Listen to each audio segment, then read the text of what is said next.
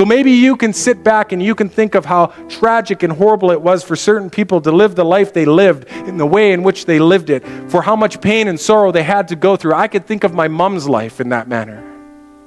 And I'll tell you, she did a whole lot better than she had received as a child. And it wasn't fair.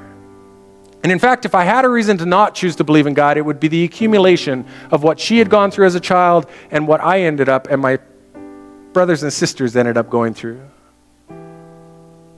Because it wasn't right, and it isn't right. But it's the promise and the truth of a God of complete restoration that is my anchor and my hope's vision that causes me to stand up, even on Mother's Day, and tell you the truth. God loves you. God loves you. God loves you.